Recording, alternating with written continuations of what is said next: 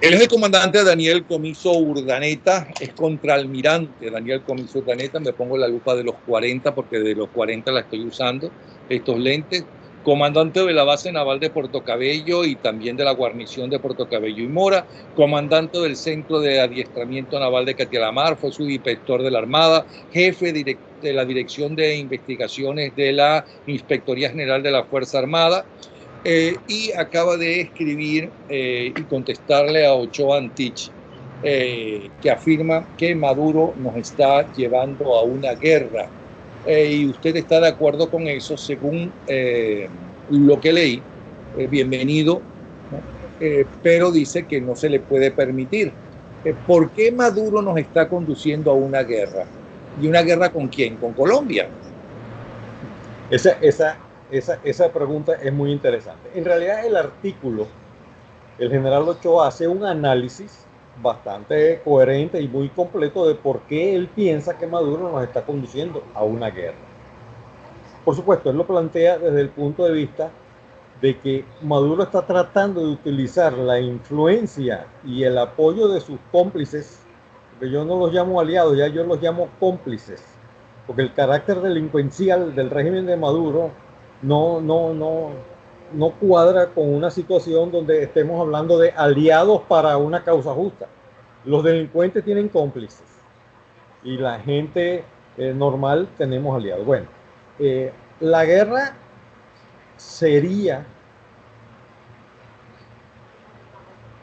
una pretensión de plantear a Venezuela como un centro de gravedad donde confluyan una serie de aspectos que tienen que ver con los tradicionales y erráticos conceptos de antiimperialismo, anti-yanqui, esa reserva que tiene la Internacional Comunista y los grupos fundamentalistas del Medio Oriente que tienen una situación en la que no nos entienden a nosotros en el Occidente, pero tampoco aceptan que el Occidente exista como el Occidente quiere existir. Nuestra cultura occidental es una cultura democrática, una cultura de equilibrio entre los poderes, de libre religión, de libertad de expresión. Esa es hasta ahora, mal que bien y con pequeñas modificaciones, ¿verdad? El sistema de vida occidental. Bueno, el judeocristiano justamente, pero eso es lo que está en cuestionamiento por el propio Occidente y es por eso que todas estas mentes orientales, muchas de ellas extremistas, se están apoderando primero de Europa y ahora quieren apoderarse de América. Pero ¿con quién puede ser esa guerra? Porque Hezbollah, que tiene gente en Venezuela y también lo tiene en Estados Unidos, su forma de guerrear no es con armas atómicas ni nada de eso porque no las tiene. La guerrilla colombiana ha perdido la batalla prácticamente, sobre todo en la época de Uribe, cuando Santos no estaba con ellos y era ministro de la Defensa y prácticamente desaparecieron. Entonces, ¿la guerra con quién es? Porque además los militares venezolanos están en este momento, el ejército venezolano en condiciones de guerrear ni siquiera con la delincuencia en Venezuela. Así mismo, las Fuerzas Armadas venezolanas, de hecho yo hice una última reflexión en estos días, para mí ya no existe como tal, no tenemos Fuerza Armada Nacional, tenemos una especie de milicia revolucionaria que ellos han ido modificando y acomodando a sus intereses. Pero regresando al punto de la guerra, es una guerra que se quiere presentar como que, fíjate, Napoleón, yo recuerdo que hace algún tiempo, por allá por lo del año 2005, 2006, alguien, no me recuerdo quién, planteó que Venezuela se podía convertir en la Yugoslavia de América. No recuerdo quién lo dijo. Tal vez por ahí es esa la idea. Convertir a Venezuela en un centro de gravedad donde confluyan todos estos pensamientos totalitarios y con con la complicidad de Cuba, con la complicidad de la Internacional Comunista, con el apoyo de Rusia y ahora con el apoyo iraní, tratar de alardear, tratar de comenzar con esta nueva concepción de guerra asimétrica, de tratar de concretar acciones que ellos interpretan que les podrían dar más tiempo de permanencia en el poder. Y también ellos creen que con eso nos atemorizan más, como de hecho lo han logrado hasta hoy. Yo pienso que mucha de la falta de respuesta que ha habido de parte de la sección democrática de toda esta lucha es que hemos tenido algún temor en la reacción que podamos tener como respuesta de cualquier acción que nosotros hagamos. Y eso nos ha limitado mucho. Eso lo pienso yo muy particularmente. Pero yo creo que los investigadores, el cuerpo no solamente en Estados Unidos, que en Colombia saben perfectamente cuál es la situación de la Fuerza Armada venezolana, que en todo caso quien puede manejar las armas es la guerrilla colombiana, por un lado, de otra forma muy diferente los malandros que ellos armaron, que saben que no sobreviven con ese poder si viene un gobierno decente y democrático, o una dictadura o lo que fuera, pero no esta gente, no estos malandros, ¿no? Y más nadie, porque Hezbollah es un grupo muy pequeño. Así entonces, es. Mira, es que fíjate, contra fíjate, la última demostración que tuvimos. Yo creo, perdone, que los únicos que tienen temor y que se creyeron el cuento de los cubanos y del G2 cubano, ¿no?, es la gente democrática venezolana, los luchadores democráticos, porque además lo del G2 es sumamente limitado y Cuba va a llegar a un acuerdo con el próximo gobierno para que en lo posible las prebendas que tengan no se las quiten muchas veces. Porque vamos a recordar que el 12 de abril ya no había cubanos en Venezuela. Los que no estaban escondidos se habían ido en la madrugada. ¿O estoy equivocado? Porque si alguien lo sabe es usted. Así es. Mira, de hecho, yo en estos días reflexionaba y decía, si nosotros con nuestros aliados logramos un golpe tan preciso como el del señor Soleimani, ahí no va a haber ningún tipo de respuesta. Te garantizo que no habrá ningún lanzamiento de misiles hacia ningún lado, ni habrá ninguna respuesta contundente que propicie que nosotros de este lado, ya que nos decidimos a actuar de manera contundente, lo sigamos haciendo, porque ellos saben que no soportan una embatida de el sistema de defensa hemisférico cuando éste decida actuar, teniendo nada más y nada menos que a los Estados Unidos a la cabeza de la situación. Si hicieron un golpe tan preciso en Irak, a unos cuantos kilómetros de distancia, un poquito más lejos que Venezuela, ¿cuánto puede costar hacer un golpe de ese tipo ahora que ya hoy prácticamente se está dilucidando y ya se está estableciendo que Hezbollah son terroristas? Y yo creo que hoy debe salir una resolución muy concreta en cuanto a que vean a ver qué hacen, porque nosotros estamos dispuestos a tomar acción. En el primer Soleimani que nosotros, no quiero decir nombre porque bueno, pero en el primer Soleimani creo yo que se elimine o se neutralice con una acción quirúrgica puntual, el resto de los Soleimani van a salir corriendo o se van a entregar. Yo creo, perdone, yo creo, y corríjame si estoy en un error, yo creo que los únicos Soleimanes que hay en Venezuela es Diosdado Cabello y Tarek El Aissami, porque con Maduro y su mujer es muy fácil llegar a acuerdos en el sentido de, si es los Estados Unidos evidentemente y no solamente el gobierno interino, sáquenme a mis hijos de prisión allá, llévenme a Cuba o a Rusia o donde no haya un país que haya firmado la Corte Penal Internacional, porque porque si no van presos, no importa dónde estén, si es un país que tiene esa cosa, y ya está.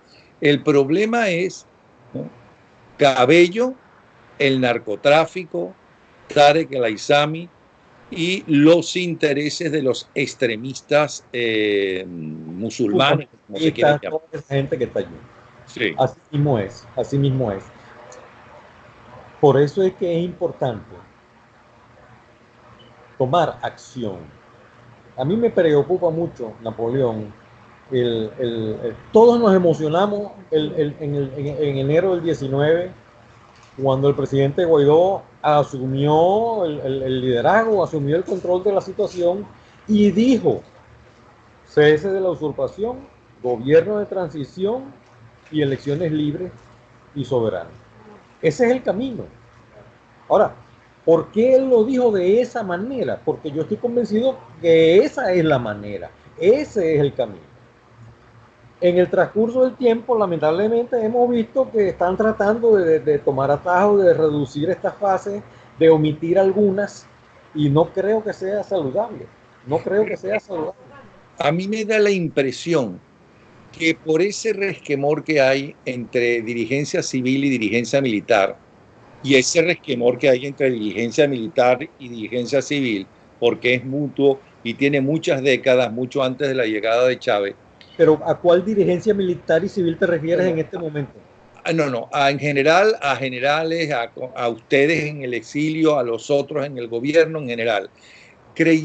Estaban mal informados sobre cómo está la situación actual de la Fuerza Armada. Creyeron que todavía quedaba dentro de la Fuerza Armada militares que pudieran accionar, porque claro que los hay en contra del régimen, pero no pueden accionar aparentemente, y cada vez que intentan hacer algo hay un soplón, van presos, van torturados y muchos de ellos han sido asesinados. Así mismo es. Me da la impresión, pero recuerden que es muy difícil llegar a acuerdos. Ustedes mismos el 12 de abril y el 13 de abril, después que se enfrentaron con su vida y con sus carreras al dictador e hicieron que el dictador con el rabo entre las piernas se fuera hasta Fuerte Tiuna, sin ninguna pistola, ni ningún rifle, ni ningún fusil en sus espaldas, fuera hasta a renunciar. Creyeron que era la cosa más fácil. Me da la impresión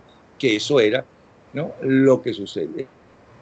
Pensaban en eso. Y luego repitieron como una situación novedosa lo que está viviendo Venezuela, porque por narcotraficantes.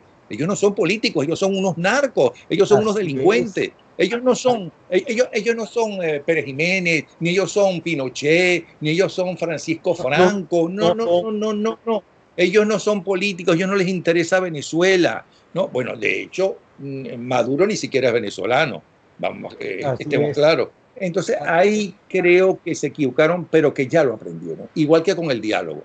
Creo que fue muy importante un tiempo determinado del diálogo hasta que se demostró nacional e internacionalmente, y abrieron los ojos, de que con diálogo no hay nada. Con diálogo a lo mejor puede ser Maduro, pero murió Chávez y llegó Maduro. No por eso se va a caer el régimen porque salga Maduro. Yo creo que no un misil, pero sí un dron, ¿no?, tiene nombre, dice Diosdado Cabello, y otro nombre, Tarek El Aissami, a menos que se fuguen y puedan huir del país. Así es. Y uno que otro de estos secundones que andan por ahí, tipo Bernal, tipo uno que otro que nadie lo va a llorar. Por cierto, Bernal fue el único valiente que se enfrentó el 11 de abril, ¿no? Porque todos se escondieron. Bueno, sí, de alguna manera sí. De alguna manera sí. A ver, lo que pasa es que estamos, Napoleón, pasando de una frecuencia a otra, pero ese es el problema que tenemos, lo que hemos estado fuera de Venezuela por mucho tiempo y nos cuesta mucho a veces hacer análisis, porque fíjate, ¿qué es lo que está sucediendo? Un pequeño paréntesis. Nosotros estamos fuera de la licuadora y los que están en Venezuela están dentro de la licuadora y ellos están supeditados a pensar, analizar, tomar decisiones dentro del torbellino de la licuadora, y nosotros estamos afuera favorecidos con una visión estratégica un poquito más calmada, y no nos hemos logrado conectar bien, que tiene algo que ver con eso que tú estás diciendo en este momento. No nos hemos logrado conectar bien. Y entonces, por eso es que ha habido muchas expresiones de sugerencia hacia el presidente Guaidó de que él debe establecer un Estado Mayor interno en Venezuela que analice y constantemente mantenga el ploteo de la situación de ellos allá. Y él debe nombrar un Estado Mayor en el exilio con un sistema de planificación, un canciller que puede ser canciller y ministro de Relaciones y ministro de Defensa simultáneamente. Ese cargo en esta situación es compatible porque él, esa misma persona es la que va a tener que consolidar todos los esfuerzos del punto de vista diplomático que se están ejerciendo y que tienen que ver con las acciones del TIAR, y la otra parte tiene que abarcar el aspecto de acciones que a muchos les gusta llamar solo militares, porque desde mi punto de vista, y es una apreciación muy personal, nombrar la palabra o el aspecto militar genera repudio, genera rechazo. Diplomacia y asuntos militares, que siempre están juntos, no les gusta que los liguen.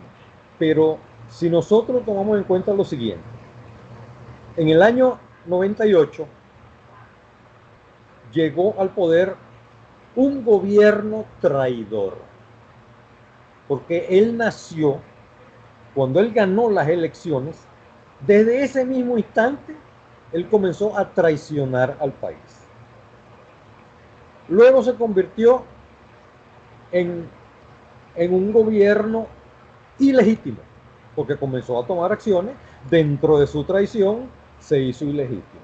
Luego nos costó hacerle entender a la gente que era un gobierno forajido.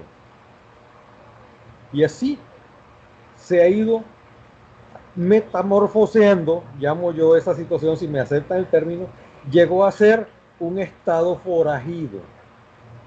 Y de estado forajido pasó a ser un grupo delincuencial transnacional ya reconocido por el mundo y por todas las instancias en las cuales se manejan estos términos muy bien, y que una vez que ya tiene este grado de calificación de grupo delincuencial transnacional, donde sobre él pesan decisiones que se puedan tomar en la Corte Penal Internacional,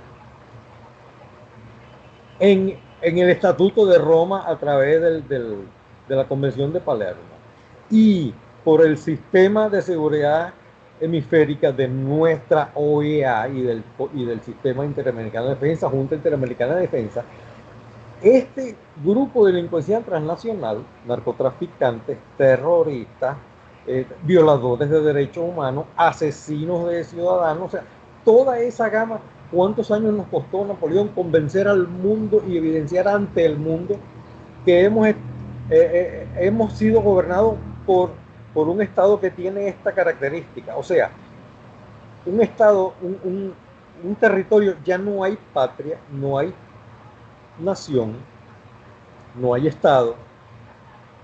Lo que hay es una situación de un grupo criminal que se convirtió en un Estado en la República Bolivariana, porque también hemos sido muy ligeros en calificar cuando hablamos de Venezuela y cuando hablamos de la República Bolivariana de. Yo la pongo en minúscula siempre en mis artículos y en mis reflexiones, no porque esté denigrando a Bolívar, sino porque es que en realidad nunca se trató de Bolívar.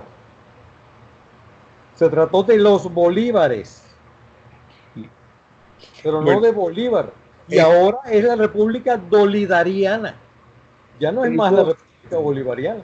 Ellos utilizan el nombre de Bolívar porque ese tipo de delincuentes siempre, primero, se hacen pasar por marxistas, comunistas y cosas de esas, sí, que es el primer paso para tener un apoyo de los marxistas comunistas del mundo entero, ¿no? Si luego lo son, es otra cosa. Si ahora lo son, es otra cosa. Pero además suelen utilizar a sus muertos, porque los muertos no hablan, no pueden decir. Es más, Bolívar es, para estos delincuentes lo que para los hermanos Castro es el Che Guevara. El Che Guevara no solamente lo sacaron, Fidel Castro lo sacó de Cuba, lo mandó para Bolivia y lo abandonó en Bolivia, porque es que lo abandonó, ¿no? Así es. De paso, el jefe del grupo militar que lo consigue y que lo fusila, ese señor se la pasa yendo a Cuba. Ese señor se la pasa yendo a Cuba, ¿no? El jefe. Entonces, ellos utilizan a ese Che Guevara porque les interesa muerto, no les interesaba vivo en Cuba. Entonces, lo mismo hacen con Simón Bolívar y lo mismo hacen con Ali Primera y lo mismo hacen con Jorge Rodríguez y con toda esa gente, ¿no? Así es, pero fíjate. Aunque no quiero comparar, por favor, ni a Ali Primera ni a Bolívar, ¿no? Con el delincuente de Jorge Rodríguez. No, Jorge Rodríguez es un caso. Tipo que era un delincuente. Pero ni bueno. con su hermanita, ni con su hermanita. Ah, no, yo hablo del padre. Los hermanitos ya sabemos quiénes son. Es que, fíjate, Napoleón. Sin embargo, ellos, la ventaja que nosotros tenemos es que ellos son predecibles, porque ellos siempre se van por el librito. La desventaja que nosotros tenemos, y es la fortaleza de ellos, son nuestras debilidades. La fortaleza de ellos son nuestras debilidades. Y entre estas debilidades, por verla de esta manera, es la dificultad que tenemos los demócratas en ponernos de acuerdo para hacer un solo cuerpo y reaccionar de manera contundente hasta las últimas consecuencias cuando sea necesario. Nos cuesta mucho a los demócratas. No tanto al sector militar, porque bueno, ese es nuestro campo de acción, pero a las instituciones políticas, económicas y sociales les cuesta mucho pensar en términos de respuestas contundentes, en términos de confrontaciones que vayan más allá de una mesa de negociación, de una conversación, de un compromiso, de un decreto contundente. ¿Me explico? Pero cuando llega el momento de establecer acciones contundentes para doblegar un adversario que ya está reconocido como un grupo delincuencial transnacional, bueno, hay que tomar acción. Y yo la he planteado, como te decía, desde el punto de vista militar. No es una invasión militar, no es una invasión militar. Nosotros tenemos que hacer un grupo, una fuerza combinada multinacional, con un componente de comandos policiales, así lo veo yo, tal vez me equivoque, especialistas en cada área, porque ellos delinquen en todas las áreas posibles de las disciplinas de la delincuencia, por llamarlo de alguna manera. Ellos son narcotraficantes. Ahí está la DEA. Ellos son violadores de derechos humanos y asesinan ciudadanos. Bueno, Estatuto de Roma, Corte Penal Internacional. Ellos cometen delitos de lesa patria. Violan, cometen delitos ecológicos, extraen minerales, hacen contrabando, son terroristas. O sea, en cada una de esas áreas cometen delitos cibernéticos, lavan capitales, roban. Entonces, por favor, ¿de qué estamos hablando? Nosotros los militares, en realidad, para ese tipo de combates, bueno, tenemos que apoyarnos mucho en las policías para poder entender muy bien cómo se ataca una banda de narcotraficantes, cómo se analiza y cómo se procesa un delito cibernético, un delito de lavado de capitales. O sea, todas esas policías que hoy en día ya existen, hay delitos cibernéticos, hay delitos informáticos. ¿Cuántos delitos no se cometen a través de los... Sí. Todo eso es verdad, pero primero hay que sacar el poder de Miraflores y luego enfrentarse en el sur ¿cómo se llama? A la delincuencia de los mineros y ese tipo de cosas. Y al Hezbollah, a la FARC, al ELN, que está en toda la frontera venezolana, no solamente en la colombiana, pero porque tú puedes ir así. hasta en la frontera con Guyana están ellos. Pero tú puedes ir haciendo todo eso simultáneamente. Si hubiésemos hecho unos estados mayores, uno afuera y uno adentro, bien coordinados, con un solo plan de acción, porque tú vas debilitando, vas debilitando. Fíjate tú cómo se ha debilitado el régimen de Maduro con todas estas acciones, a pesar de que no todos los países han tomado las acciones, las sanciones de manera decidida y contundente, se ha debilitado y ha salido a flote el resto de los delitos que están cometiendo. Pero Comiso, para terminarte la idea, entonces fíjate, ¿qué sucede? Que cuando tú hablas de intervención militar, entonces eso genera rechazo, yo por supuesto que estoy de acuerdo y la entiendo, pero vamos a hablar de una fuerza combinada de intervención multinacional, que eso requiere el consenso de los presidentes de los estados del sistema interamericano. Y entonces, ¿qué sucede? Con organismos de comandos policiales, Napoleón, policial puede ser un militar que está ahí, ¿cuál es el problema? O sea, me explico.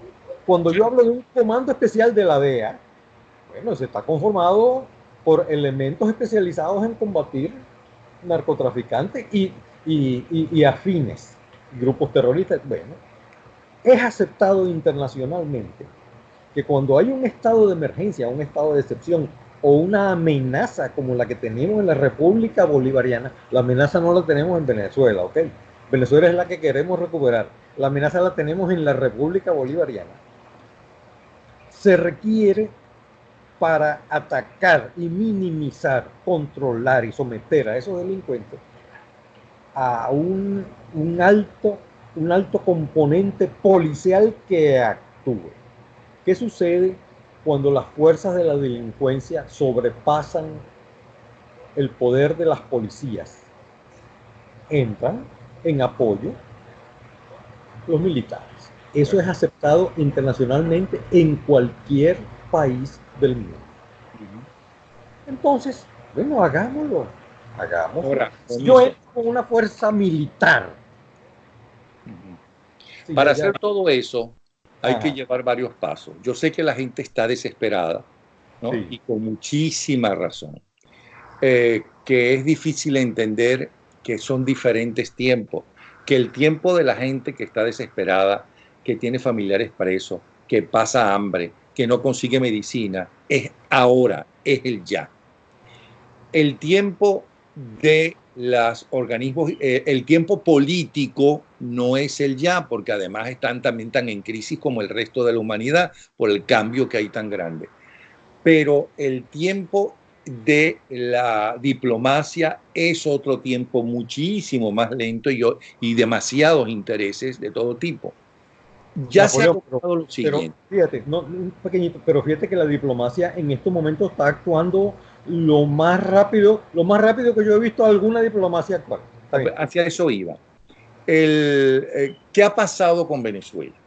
Cuando llega Chávez Frías, la dirigencia de la Cuarta República internacionalmente no estaba bien vista. Se hablaba de que había mucha corrupción. Aclaró que había corrupción, pero exageraron justamente los enemigos de la democracia, en especial, ¿cómo se llama? La gente de izquierda, ¿no? Que estaba prometiendo que iba a haber el mar de la felicidad. Primero hubo que convencer y hacerle ver a los propios venezolanos y luego a los organismos internacionales. A los propios venezolanos digo porque la información que usted y yo tenemos nos llega primero porque estamos más cerca. Luego le llega al resto de los capitalinos porque están cerca del poder. Y a medida que nos vamos alejando del poder en la propia Venezuela, ¿no? Tarda más en llegar esa información y que la gente se lo crea. Porque una cosa es que llegue la información y otra gente convencer a la gente, mira, ese no es ningún Mesías, ¿no? Ese es un delincuente. Le costó mucho a la dirigencia política, inclusive Teodoro Pekov, ¿no? que había trabajado en el gobierno de Rafael Caldera, o sea que nada que ver con la extrema izquierda ni nada de eso en el caso de él. Muy brillante, muy inteligente y supuestamente muy bien informado. Inclusive llegó a decir que no era una dictadura en el momento que lo dijo, sino un gobierno fuerte. Ya al final sabía que era una dictadura, pero les costó convencerse de que eso era una dictadura y no muertos esporádicos que hay en todos los gobiernos. Si en Venezuela costó tanto, imagínense internacionalmente lo que ha costado, pero luego hubo que ir a los diálogos. Estoy tratando de entender a esa dirigencia, ¿no? que está tan insultada y tan manipulada. Y a través de los diálogos, un diálogo y otro diálogo y el diálogo tal cosa, y entonces hasta que por fin se dieron cuenta que no lograban nada con el diálogo. Los primeros que se dieron cuenta, por cierto, fue el Vaticano, ¿no? Que llegaron a firmar un acuerdo y no cumplieron ninguno, y entonces no quisieron saber más nada de eso. Todo eso ya se pasó, ya se logró. Y en las últimas horas, en esta reunión a la cual fue Guaidó contra el terrorismo, ya uno de los más altos representantes de Donald Trump ha dicho oficialmente algo que ellos ya sabían, que era que Hezbollah está operando y está apoyado por Maduro. Eso es fundamental. O sea, que este momento hay que saberlo aprovechar en el mundo entero, porque los países del mundo entero, bueno, los chinos ya dicen que se están retirando, posiblemente por acuerdos con Trump. En ese acuerdo económico se han pedido más cosas. ¿Qué le están pidiendo y cuál es el acuerdo con los cubanos? No sé cuál es, pero da la impresión que lo que están buscando, corríjame si usted no está de acuerdo, es primero que Maduro se vaya, se renuncie, se exilia, y el problema va a está, creo yo, en Diosdado Cabello y Tarek El-Alzar.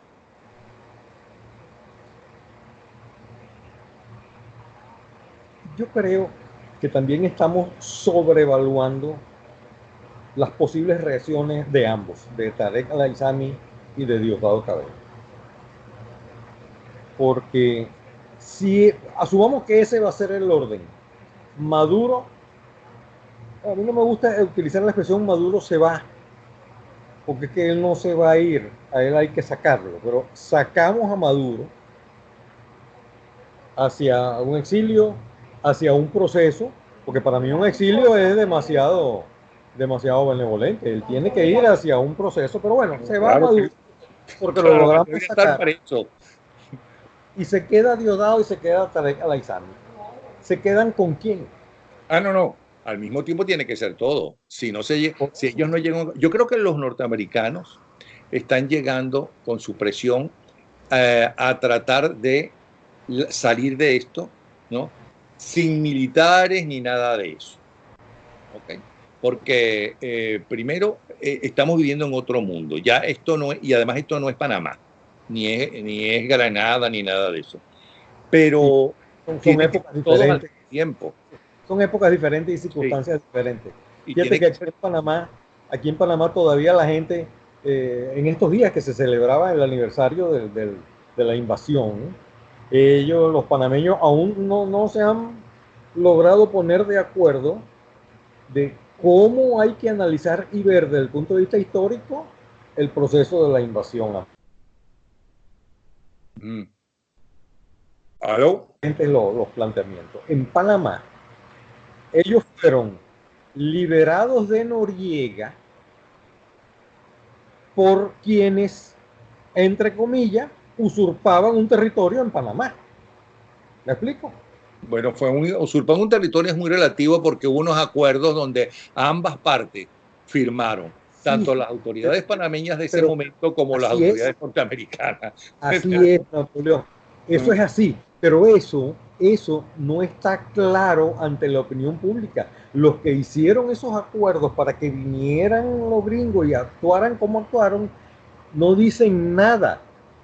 No dicen nada, bueno, porque a lo mejor entienden que es mejor no decir nada. Entonces, los del PRD...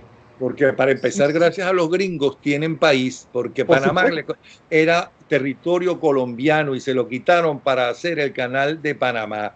Por supuesto. De lo cual ha vivido toda la gente que está viviendo en Panamá.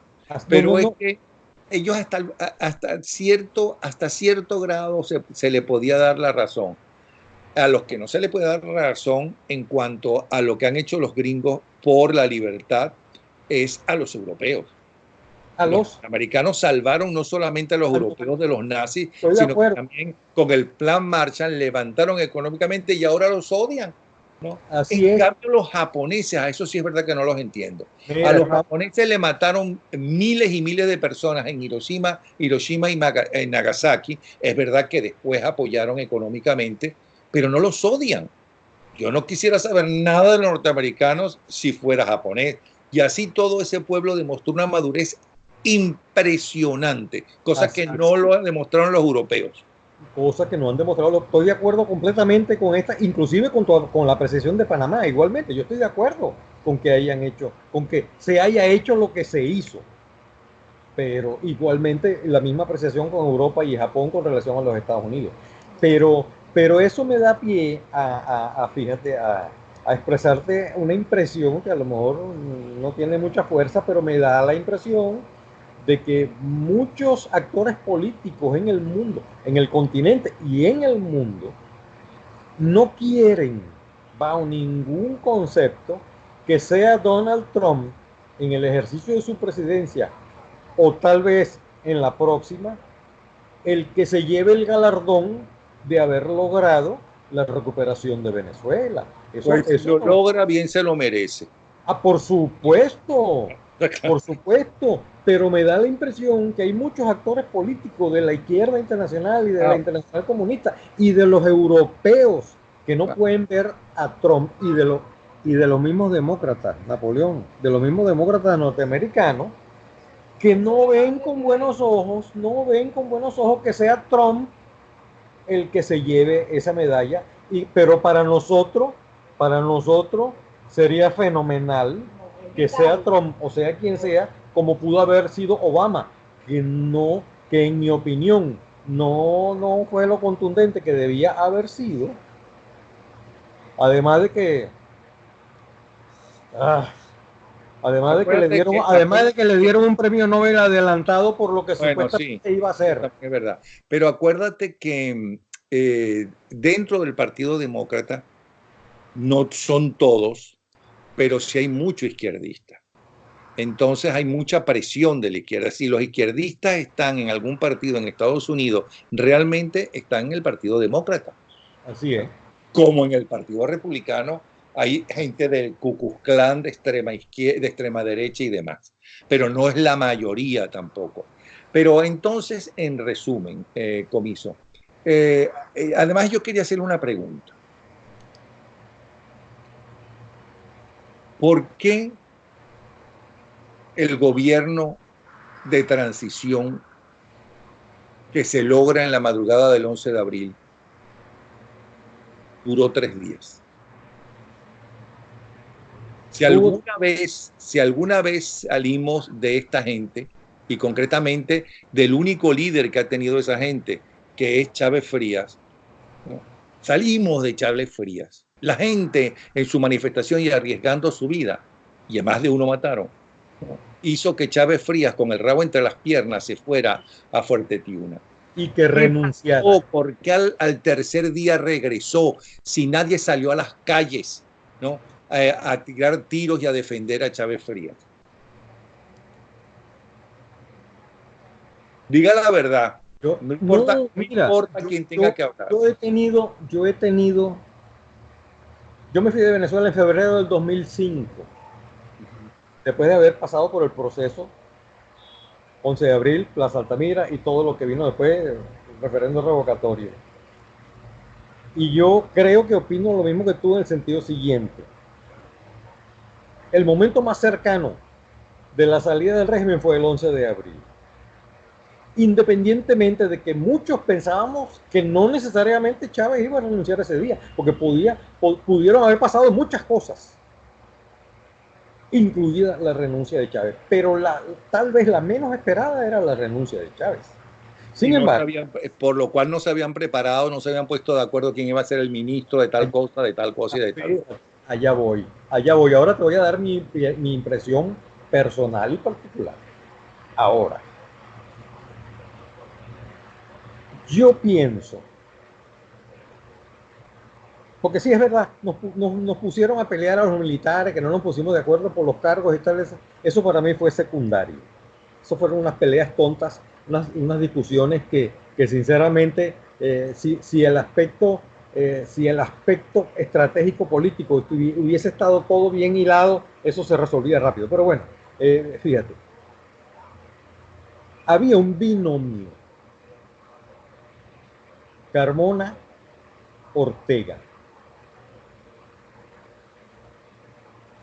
Desde que se comenzó a concretar las acciones, la conspiración, está bien, la conspiración, para salir del régimen de Chávez, siempre hubo ese binomio a la cabeza de todas las acciones y de todas las coordinaciones. Un binomio que no necesariamente nació de los zen de los partidos políticos. Y creo que era un binomio que no gozaba de la total simpatía y aceptación de todos los jefes políticos de ese momento. A mí me da la impresión que el señor Carmona no contaba con el apoyo de mucha gente, sobre todo de la parte de izquierda. Y me da la impresión que el señor Ortega tampoco contaba con el apoyo total e irrestricto que debió haber tenido de los partidos políticos, porque particularmente siempre pensé que él era el representante de los jefes políticos en ese movimiento y en ese proceso conspirativo para sacar al régimen de Chávez. Él estaba allí porque era la máxima autoridad democrática de los trabajadores y Carmona Estanga la máxima autoridad democrática de los empresarios. La unión era lógica, perfecto. La unión era perfecta. Mira, pero Carlos Ortega nunca llegó a Miraflores. ¿Qué fue lo que pasó? Allá voy.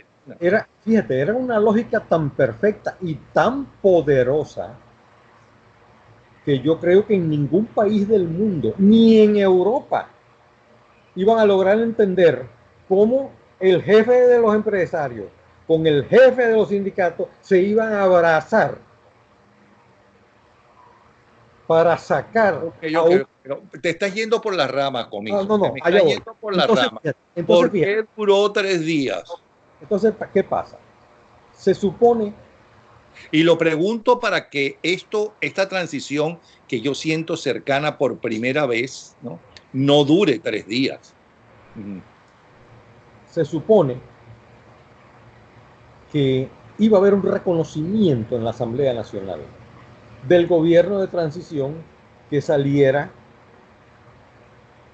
vamos a decir así, aceptado una vez se produjera la renuncia de Chávez. Eso no se produjo.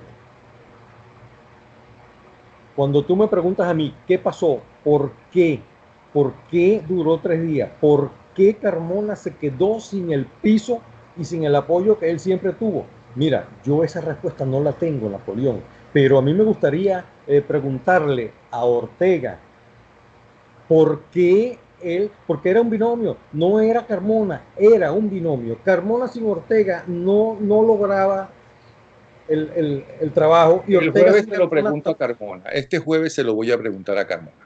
¿Entiendes? Entonces, ¿qué pasó? Que Carmona se vio en esta situación donde se autojuramentó y estábamos todos allí. Inclusive, yo lo dije en la interpelación, ¿no? Yo sí estaba dispuesto a apoyar a Carmona hasta las últimas consecuencias. ¿Por qué? Porque mi asunto era que Chávez se tenía que ir. Acabar con un dictador. Tan sencillo como eso. Un dictador traidor a la patria que había regalado al país a Cuba. Y eso estaba y que había violado varias veces la Constitución y gravemente. Por lo tanto, esto no fue un golpe de Estado. No, es que el golpe no, de Estado sería si él no hubiera violado la Constitución. Así es, mira, pero como violador de la Constitución, la obligación de los militares, en primer lugar, fue defender la Constitución. Fíjate, cuando a mí me preguntaban por qué la Fuerza Armada reaccionó contra Chávez y no reaccionó contra los gobiernos corruptos de Lucinchi y de Carlos Andrés Pérez, es una pregunta capciosa. Pero la Fuerza Armada reaccionó contra Lucinchi, ¿te acuerdas de la noche de los tanques? Claro. Pero para mí eso formaba parte de todo esto que vino después. Eso no se investigó, eso quedó así, y Lucinchi quedó. No pasó nada.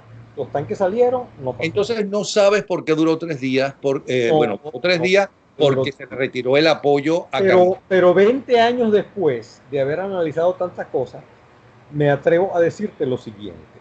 Yo escuché un testimonio de un señor que se llama Alejandro Izaguirre o Abelardo Izaguirre. Creo que es Abelardo Izaguirre.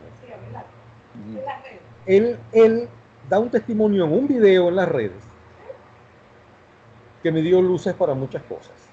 Él dice: yo era dirigente juvenil de Acción Democrática el 11 de abril. O sea, él, por supuesto, en ese testimonio estaba denigrando de los líderes de su partido. Ok. Yo estaba en la marcha del 11 de abril. Yo estaba en el Calvario, llegando al Calvario, dice él. Y me llama un alto dirigente de Acción Democrática por teléfono. Y me dice: retiremos a la gente porque nosotros no vamos a apoyar el gobierno de transición de Carmona. El gobierno de transición de Carlos Andrés. El gobierno de transición de Carmona. Ajá. Entonces, yo eso lo oí hace, mira, ¿cuándo? Habrá un año. Hará un año que oí yo ese testimonio de ese muchacho que podrá tener 45 años ahora, no sé cuántos años. Y lo oí varias veces en Napoleón. Porque entonces yo me pregunto, bueno, si tú estás en el Calvario en la marcha y te llama un dirigente de Acción Democrática que él no dice quién fue, y te dice: retira a la gente porque no vamos a apoyar el gobierno de transición de Carmona. Oye, es porque ya había algo cocinado por ahí. Que no estaban ellos. Debe ser. Ahora, ¿entiende? ¿Qué pasa? Que bueno, no se esperaban la renuncia de Chávez, pensaban que era una situación que no era conveniente que se quedara Carmona o que hubiera lo que se suponía que se iba a hacer, y comenzaron a trabajar. Al contrario, comenzaron a trabajar para regresar a Chávez. ¿Quiénes comenzaron a trabajar para que regresaran a Chávez, sino ustedes, los militares? No, bueno, pero es que acuérdate que habíamos unos militares acá y otros militares allá. ¿Cómo? Los militares que regresaron a Chávez fueron Baduel, Maniglia, Camejo y compañía. Los militares que hicimos... ¿Por qué regresaron a Chávez? Para mí, que hubo movimientos de líderes políticos en contacto con Baduel y con Camejo y Maniglia para regresar a Chávez, porque lo que había hecho Carmona no era válido y era inaceptable. Eso estaba hecho. Y fue cuando Baduel... Era más inaceptable que los muertos de Chávez, inclusive de ese día, que la dictadura, que la violación de la Constitución. Eso era más inaceptable. Bueno, esa es mi teoría, Napoleón. Porque, Napoleón, tú estás hablando con una persona que tú no te imaginas, o sí, a lo mejor sí te lo puedes imaginar, las discusiones tan fuertes que yo tuve con Maniglia, con Camejo, con Laguna, 3 compañeros míos y de Carlos Molina, con Carlos Molina al principio, pero después él rectificó. Pero con estos 3 que quedamos enemistados totalmente, yo no los acepto bajo ningún punto de vista, y eran mis compañeros, para hacerlos recapacitar. Y ahí comenzó mi problema. Y el problema era ese, que no se trataba de pelear o de sacar a un gobierno porque era un mal gobierno. Yo lo decía en mis declaraciones, decía, es que malos gobiernos hemos tenido muchos, casi todos los que han venido, todos los han calificado de malos gobiernos. Es más, nos han acostumbrado a hablar mal de nuestros gobiernos, nos han acostumbrado a burlarnos de nuestros presidentes y nos han llevado a eso. Pero es que este gobierno, el que nace en el año 98, con Tiburón 1, porque a mí no me gusta ni siquiera llamarlo por su nombre. ¿Tú sabes por qué es Tiburón 1, no? ¿Por qué? Tiburón 1 era la red, el 11 de abril. Ah, bueno, sí, él se hacía llamar Tiburón 1. Telefónica que manejaba la acción de los francotiradores y de los ejecutores de Puente de Llaguno. Y Tiburón 1 era Chávez. Sí. Tiburón 2 era Lucas Rincón, Tiburón 3 era el comandante Cufán Rosendo, Tiburón 4 era el otro, Tiburón 5 era el... y así. Y Tiburón 6 y 7 eran los francotiradores. Entonces, y eso salió... Okay. Entonces ya llevamos 50 minutos. ¿Usted está esperanzado en este momento de que sí está cerca un cambio en el país? Sí, sí. Yo estoy esperanzado. Con las reservas que podemos tener todos los que llevamos 20 años esperando, pero sí estoy esperanzado porque se está viendo una acción más efectiva, no tanto contundente, pero sí más efectiva de los organismos internacionales en conjugación con la dirigencia que está ahora a cargo de la presidencia de la República y que podría ser mejor, imaginémonos una Asamblea Nacional mucho más agresiva junto con un Tribunal Supremo en el exilio tomando más acciones que fortalezcan esa necesidad que tiene el presidente Guaidó de tener ese respaldo, pero yo sí creo que vamos a una serie de acciones más contundentes. Mira, me atrevería hasta decir que de la resolución que salga hoy, que la conozco, no sé cuál será, pueden venir acciones mucho más contundentes, inclusive de los países europeos, que hasta ahora han mantenido una posición, bueno, mira, una posición muy española. Hay muchos analistas que han dicho que el accionar con relación al régimen de Maduro en Venezuela y en Latinoamérica en general de la Unión Europea depende mucho de los análisis y de las sugerencias que plantee el gobierno español. Y porque España llevaba la voz cantante y la responsabilidad en la Unión Europea sobre la situación. Lamentablemente, pero no, yo sí estoy esperanzado y lo que sí me preocuparía mucho es que por no haber cumplido plenamente la extirpación del tumor que es el cese de la usurpación, por no haberse aplicado las quimioterapias conducentes a terminar de limpiar todo lo que queda por allí, para después ir a elecciones, y hagamos elecciones para que ese nuevo gobierno que nace un poco débil y que nace de la sensación de que tuvo que ser así porque no teníamos fuerza para llevar adelante el cese de la usurpación y la transición, ese gobierno va a tener, Napoleón, que asumir la transición y el cese de la usurpación. Lo que no se hace antes lo va a tener que hacer él. Pero eso, Napoleón, conlleva a un desgaste bárbaro. Sí, pero es una transición, ¿okay? Que puede durar un tiempo. Se va a tener que encargar de todas esas, de las quimioterapias que no se han hecho. Se va a tener que encargar de las quimioterapias que no se han hecho y sabemos muy bien que la lupa internacional va a comenzar a ver cómo se comporta el nuevo gobierno con relación a la represión, el respeto a los derechos humanos, la aplicación de tácticas represivas y todas estas cosas que, cónchale, que dificultan mucho tener que tomar esas acciones impopulares.